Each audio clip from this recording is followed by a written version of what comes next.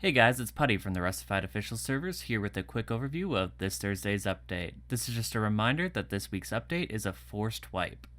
First off, you'll be seeing a new light fixture in Rust, with the introduction of the tuna can light. This little guy is relatively inexpensive, burns on low-grade fuel, and produces a significant amount of light, and can be adhered to walls. PvPers will be holding more ammo after this week's update, as the stack size for pistol and rifle ammo has been upped to 128 rounds. You'll be seeing rad suits more this update, as it is being buffed. It will now make you completely invincible to radiation, meaning that you can hang out in your favorite rad town spot without taking any damage.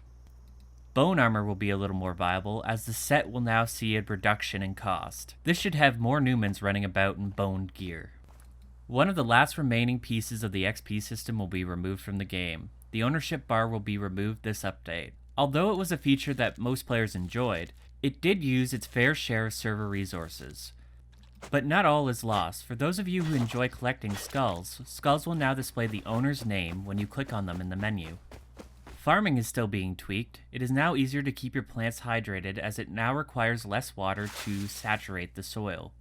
Dead plants will be hanging around for longer, but you can now hack them down. And finally, cloning got a slight nerf, as each clipping now loses 10% of its genetics each time. Just remember, this number only affects the plant's growth rate at this current moment.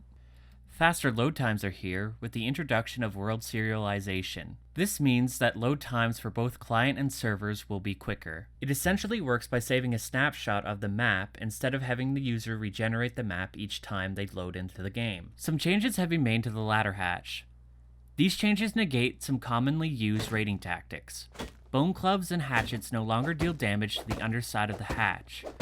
It seems that the team is putting more emphasis on using satchel charges for these lower health access points.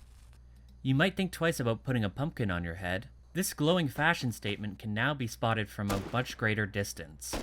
The building hammer has received a graphical change. The graphical outline that shows you the block that you are upgrading has been switched from red to blue.